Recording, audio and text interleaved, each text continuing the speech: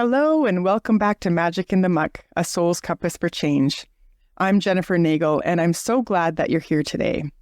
I'm especially excited because today I have a special guest with me, Wally Walsh, a certified Feldenkrais practitioner who currently resides in San Pancho or Sayulita, one of those places in Mexico, and originally from Portland, Oregon. So Wally, welcome. Oh, Jennifer, thank you so much. I'm really happy to be here, and I'm glad you invited me to be on your show, and I get a chance to spread the word about what I'm passionate about. Yeah, I'm excited too. I first, just for all of you listening, I first met Wally actually not that long ago. I first heard of Wally through my friend Julie Ann, who had this amazing experience with Feldenkrais, with Wally, who really helped her walk again after being paralyzed for a couple of months. And I heard this story and I was so intrigued to find out more. But what is this Feldenkrais? I've heard of it, but I didn't really know of it. And then I got to experience a session with Wally when I was there last month. And as I mentioned in last week's episode, our introduction to season 2, how I really want to focus this next season on exploring different ways of listening to the language of the body and how the body holds so much wisdom. And so I thought inviting Wally onto this show would be wonderful for all of us to learn more about how to tune into our bodies, another way of tuning into our bodies. So Wally, how about for those who haven't heard of Feldenkrais, how would you describe it? How is Feldenkrais an invitation into a different relationship with our body? Yeah, that's a great question. I think it's a unique method that was developed by a man named Moshe Feldenkrais. And he started really putting all the pieces of his life together in the 1950s. He had been persecuted as a Jewish man in Ukraine in the early 1900s. He became an engineer, a physicist, he became a judo master. So this is really rooted in not just science, but it's rooted in feeling yourself and understanding your body. So I would say that it's an invitation in a new kind of way that it invites a conversation with your body. And I think different from what many of us have grown up with is it's really about a curiosity rather than a control. So many of us have grown up with, forcing ourselves. We have to work hard.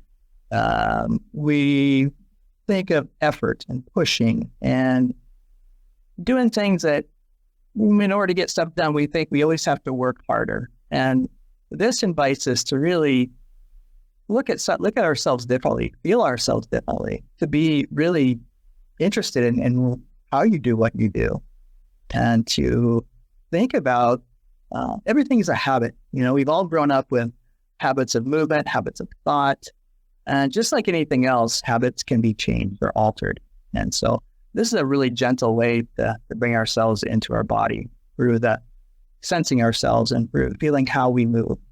I love that. Two things that you said. First of all, the word curiosity, to be curious about our bodies and to be in a new relationship and how we talk with our bodies.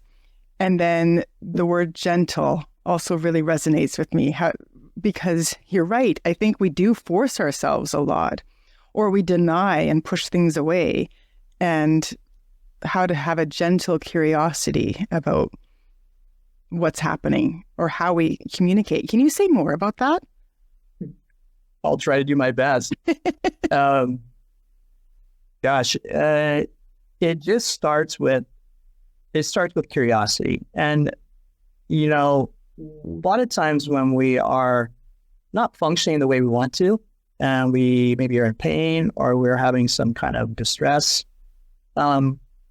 we don't want to be curious. It's sometimes diving in with more curiosity can feel like it's abrasive.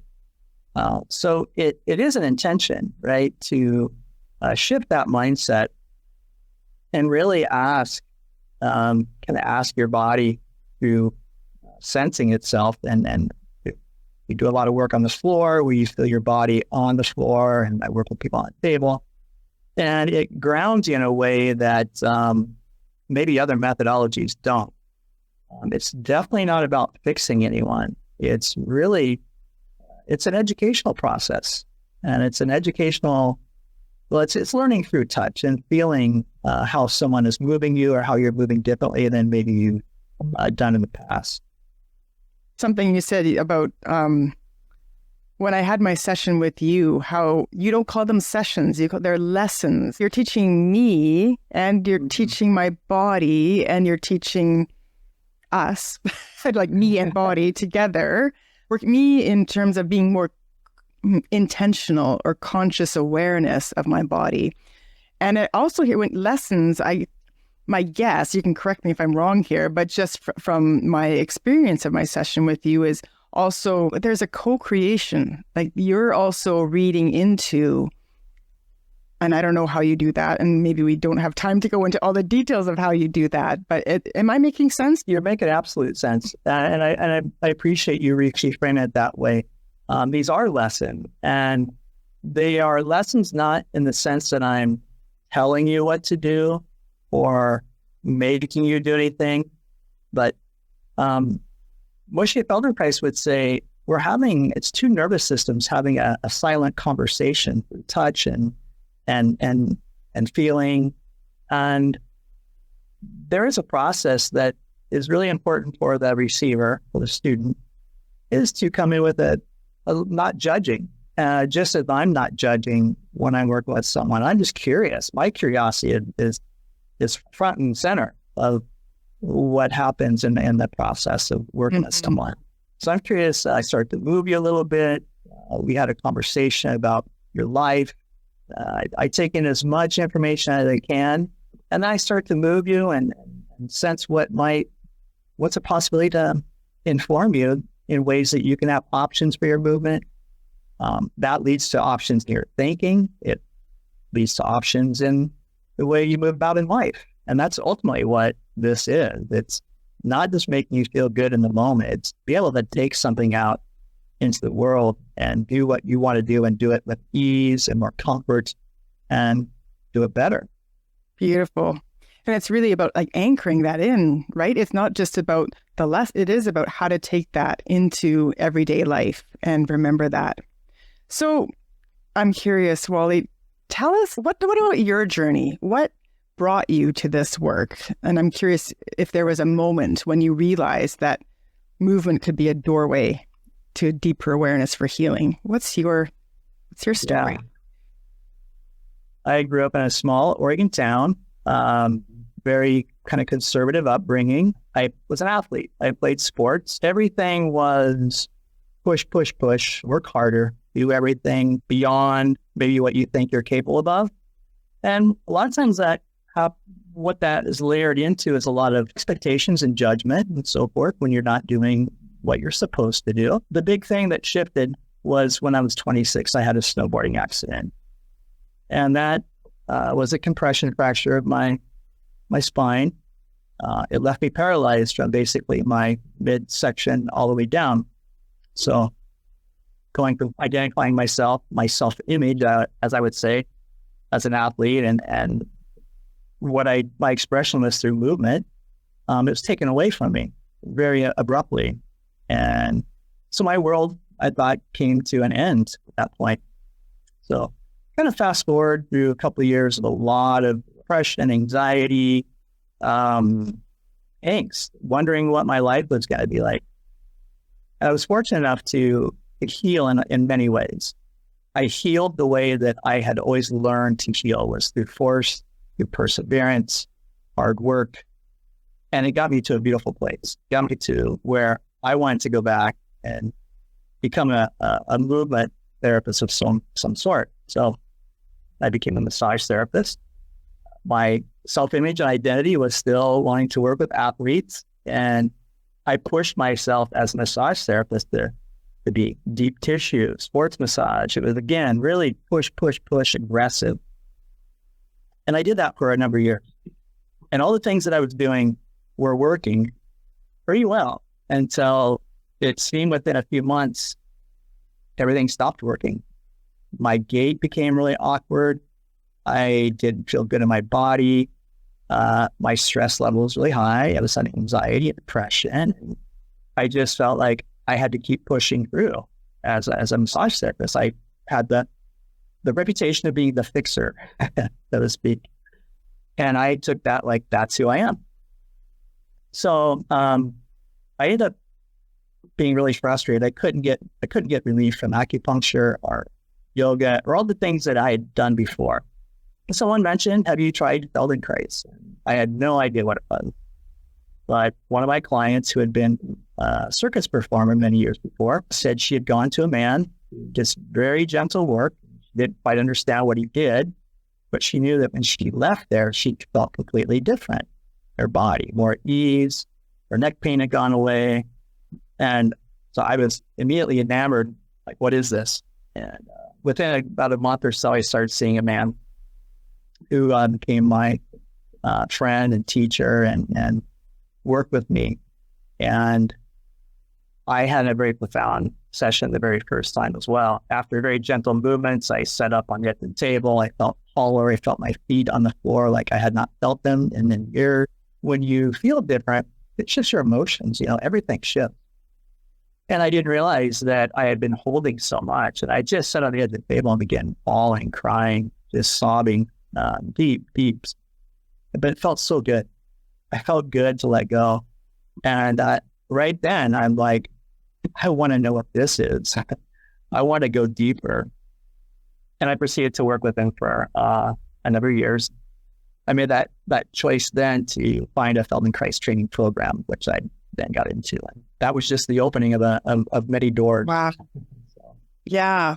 Well, something around, like you said, going from a massage therapist where you were the fixer, the doing something to other people, or the forcing and the pushing, to this experience of, there's that word gentle again, the gentle movements and the full somatic experience, which actually it's a great segue to, for those who have been following along with this podcast. In season 1, we really explored the soul's compass, that inner navigation system that helps us find alignment in times of change. So I'm curious, Wally, how do you see the body as part of that compass? I would say the body is the compass. Yeah, me too. I can't parse those things out. Yeah. Because this is somatic movement education is what Feldenkrais, the label falls under. Somatic implies that the brain and the body are one and the same. They're not different. It's only through Western thought and many years of it that, the brain and the body are different things. It's not really like, I think, therefore I am. It's more like I move, therefore I exist. And so the body is, to me, the compass. Definitely, it really is.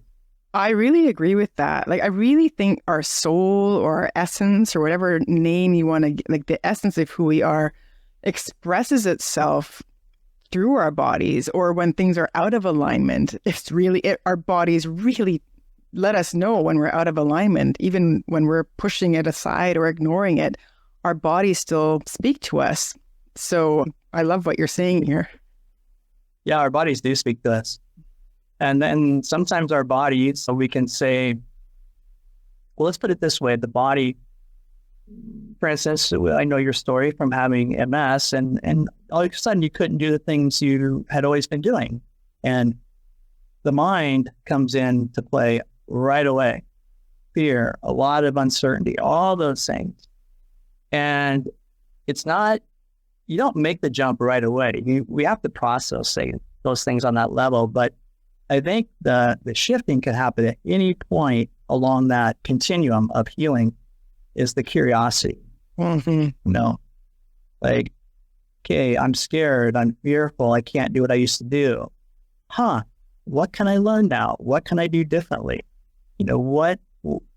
not just what, but how can I start to look at myself, look at my patterns of movement, my thinking, what can shift? What's a possibility? What's another option? And hopefully a number of options. I do too. Well, because that also brings hope, right? It brings hope. If someone receives a diagnosis, it's like a stamp that, sealing your life progression, as opposed to, okay, here's some information. And what is this here to teach me? You and I have talked about this too, how I see MS as my teacher. What can I learn from this, and how can I learn? How can I learn in new ways? Oh my gosh. I know we spoke about this, but I'm glowing right now thinking about that way of looking at things. That's what I try to bring into every lesson I teach, or hands-on lesson or verbal lessons I teach, is to obviously provide something that's helpful to people. Realizing, one, you're not your diagnosis. And that's one thing I'm very clear about when I work with people, is they come to me and they have a list of information of what they've been diagnosed with. And they have charts, and they have MRIs and x-rays, and I'll kind of look at that. I won't discount it, but I right away look at the person and I work with a person, not with diagnosis. And I say that right off the bat. Yeah. Because those are traps. We get trapped into our diagnoses, and that can really be limiting. Absolutely. So another question for you. So many of us, we sometimes when we're in discomfort or in pain, we find ways to override or kind of numb our body's cues. What helps people to start to listen again to their bodies? Yeah. Well, again, we come back when we're listening. A lot of times we're listening to just the thoughts that we're having about what's going on. Mm-hmm. And I think we have a lot of thoughts about what should happen. And I would say one of the best ways, and this is not unique to Feldenkrais, but to find if you can sense your breath, right? And this is something that's in many different practices, is the breath. But not just sensing the breath in the way that maybe you do it in a yoga style or a meditation, but starting to feel like, how does that expand in your body? What's that breath do for your ribs? What's it do for your belly? That's one of the things I like to start with people.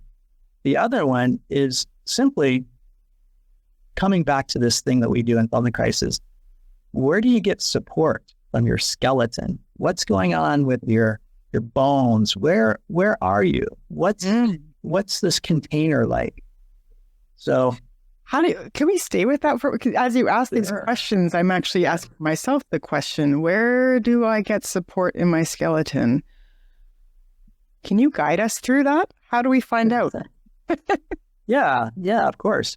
I'd say I'm maybe making an assumption, but a lot of listeners right now could be anywhere. They could be sitting, could be driving, could be lying down.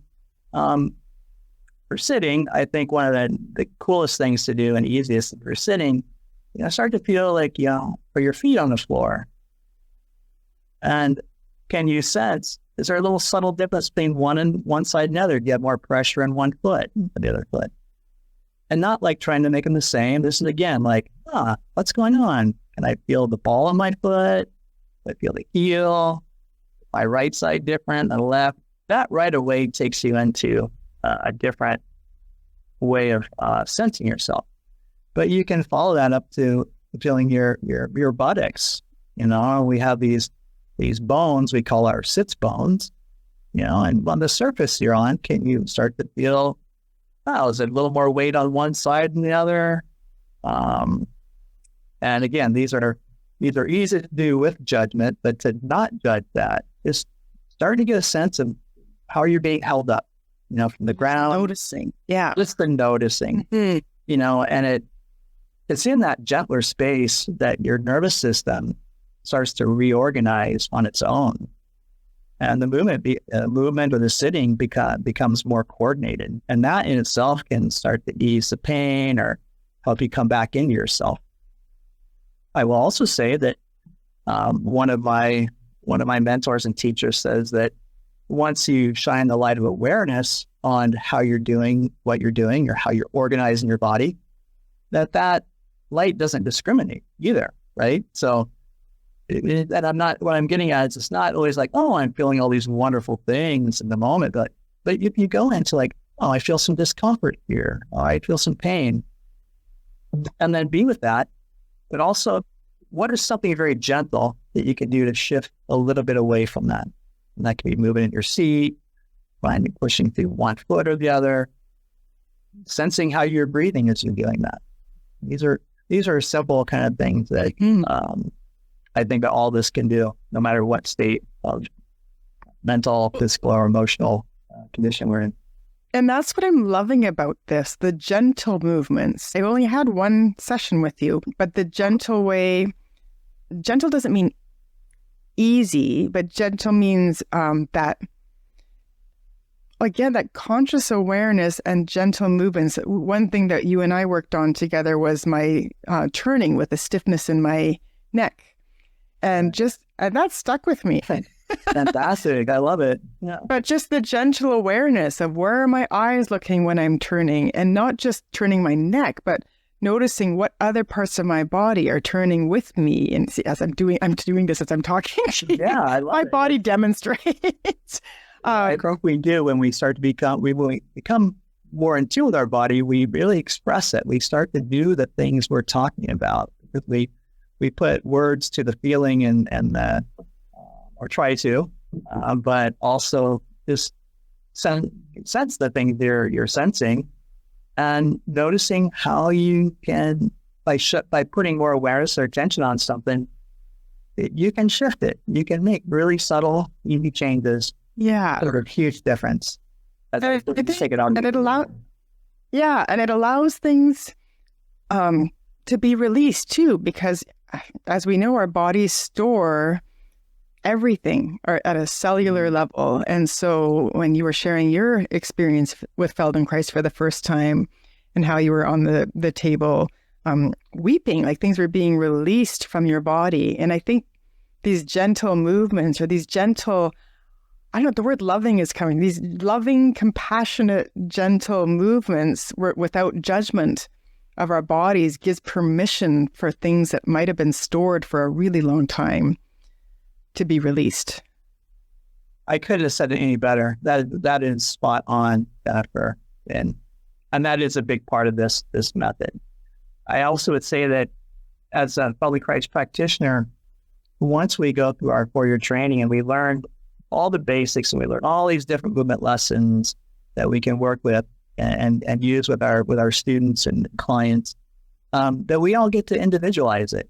We get to bring our own selves as a practitioner. It's definitely nothing cookie cutter about it. The gentleness and kindness and the way that I work with someone is also informed by my decision 20 some years ago to start meditating. I start going into like, how can I be kinder and gentler with myself? How can I not be so hard on myself? And to me, when I found Feldenkrais, that was just not just doing it by sitting and meditating, but feeling it, and feeling my way into being gentler and kinder. Yeah. It's just to this day, I've been now 11 years as a practitioner, and I just feel like I'm learning. I'm a newbie every day. I'm a student of this, learning something every day with this work.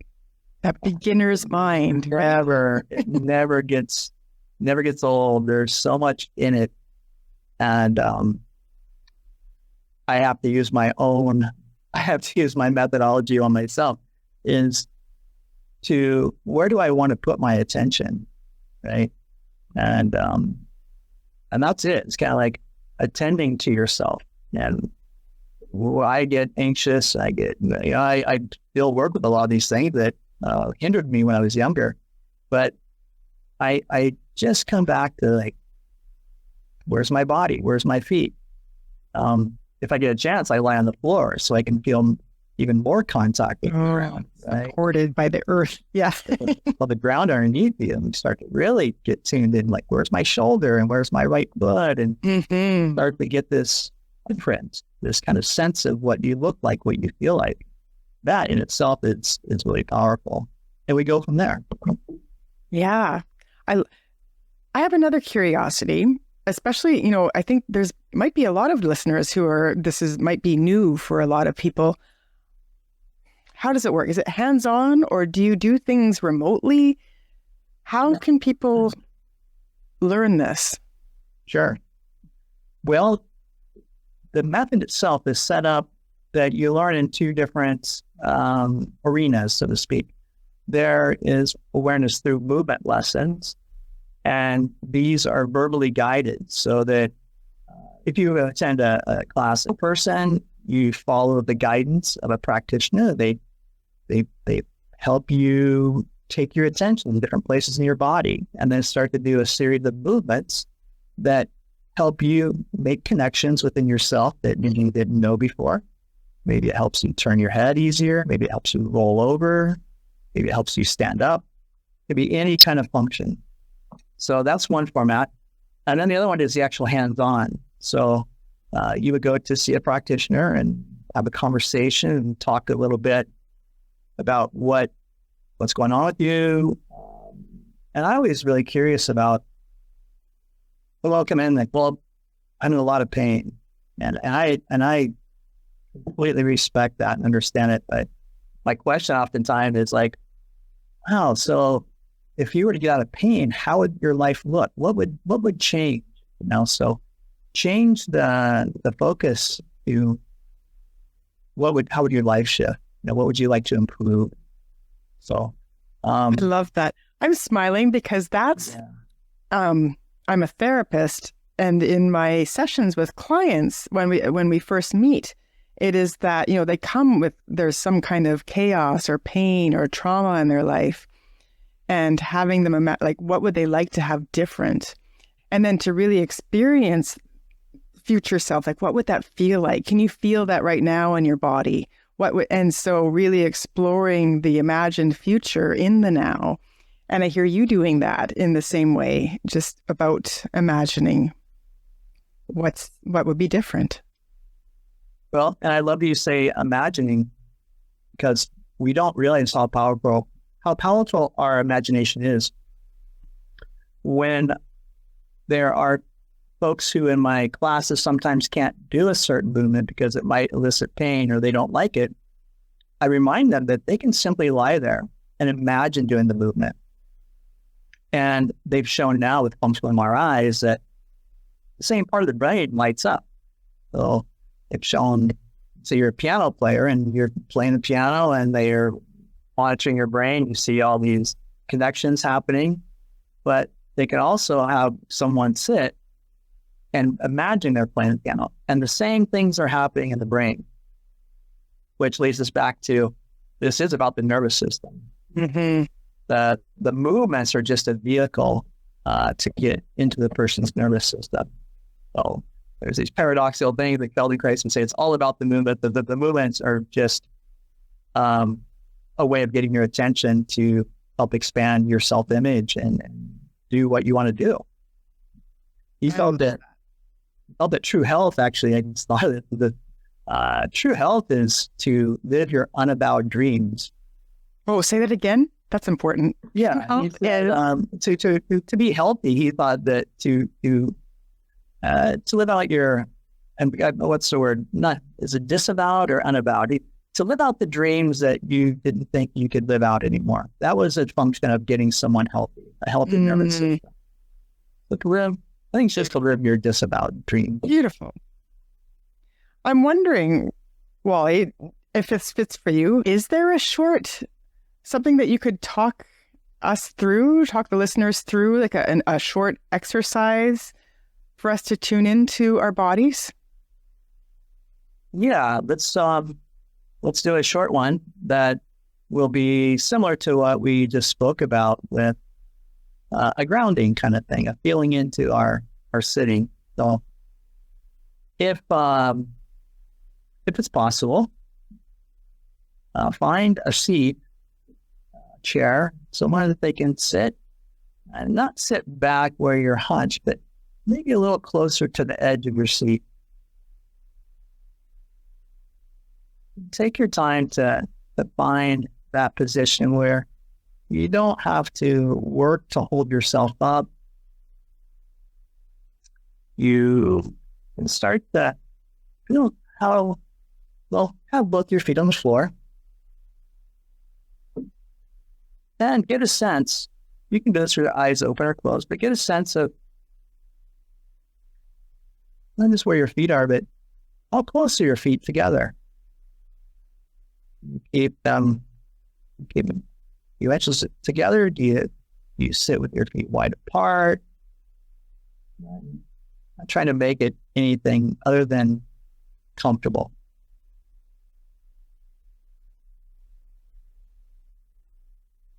And then just pick one foot and gently push a little bit into the floor with that foot.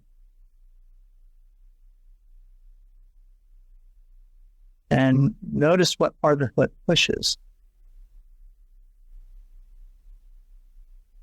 Was it your heel or your toes, ball of the foot? Maybe it's dispersed out throughout the whole foot.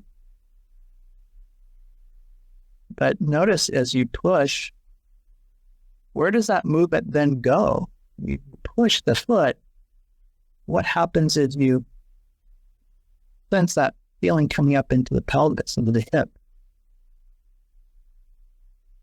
Now, can you push a little bit so that by pushing, you maybe lift that same side, your buttock starts to tilt or comes away from the seat. And do that a few times. And this idea of being aware of all of yourself at once, can you like soften your jaw? Can you feel how you breathe? Is there a rhythm of, as you push the foot, do you breathe in or do you breathe out?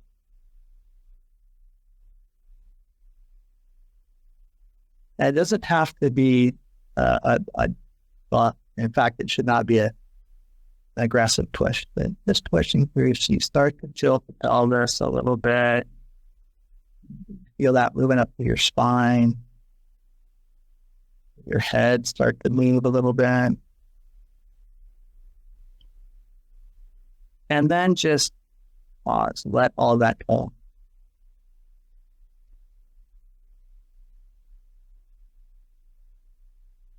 And it's in the pausing and these little rest periods between movements that a lot of the magic, there's the word magic in the mud, but the magic happens. That's the time that you get the sense from, oh, how am I sitting differently now? Where's my attention going in my body? And it's just from doing a very simple movement with a lot of focus and awareness and curiosity. So I invite, you want to continue that movement with the other side.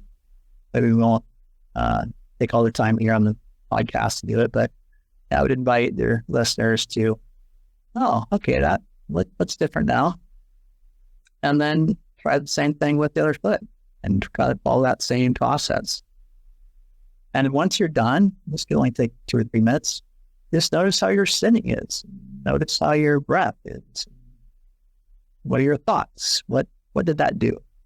How did that very short movement lesson with awareness and focus on how you're doing what you're doing, what came about? Thank you for that, Wally.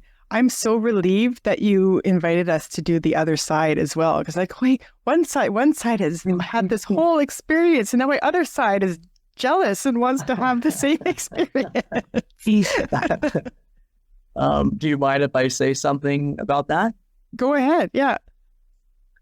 Oftentimes, when we do lessons, whether it's an awareness through movement, verbally guided lesson, or a lesson that I work with someone on the table, or sometimes the lessons are in sitting. Sometimes I work with people in standing. I work with athletes still. I work with actors, musicians, people who have had neurological issues. So there's a lot of ways that I can work with people in different postures.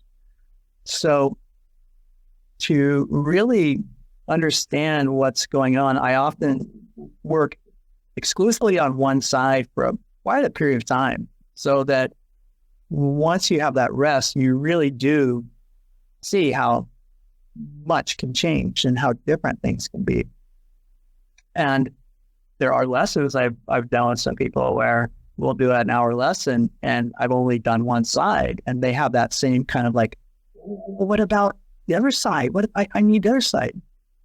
And I remind them that the nervous system is going to adjust, and your body is always looking for the easiest way to do things. So I'll often leave them that way. They might walk out of the room, they feel a little discombobulated, but as they continue to move around, the other side adopts the easier way of feeling.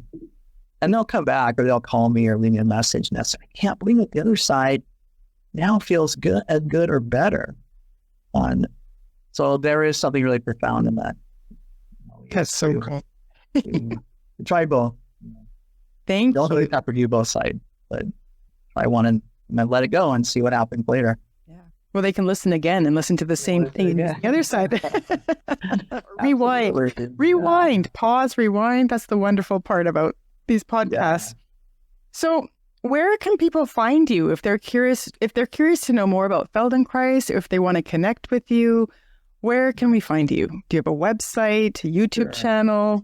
How? Well, I'm getting back into this. I've had a snafu with my website, so I don't have that up and running right now. But I'm open to people emailing me, and asking me questions, and I could give you that. I can also send you to feldenkrais.com.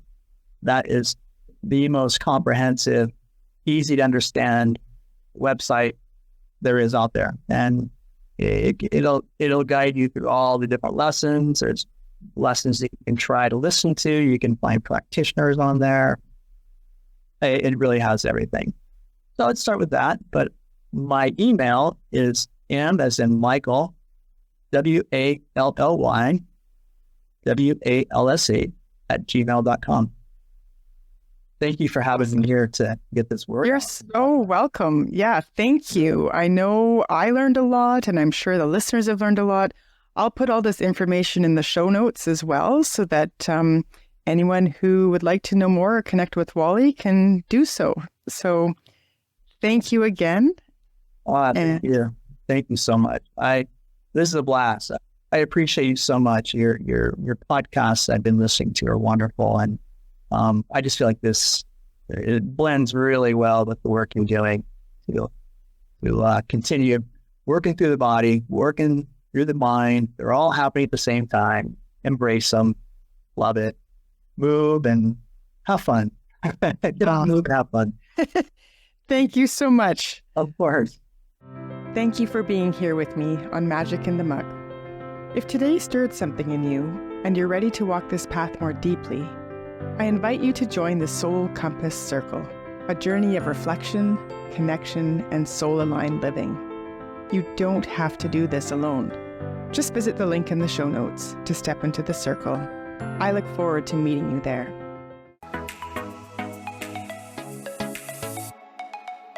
I'm Michelle Abraham, founder of the High Vibe Podcast Network, and we're honored to have Jennifer Nagel's show Magic in the Muck as part of our network family. For more inspiring shows like this one, visit highvibepodcastnetwork.com, and don't forget to grab your free gifts from our hosts in the gift fold. Stay high vibe and keep sharing your light.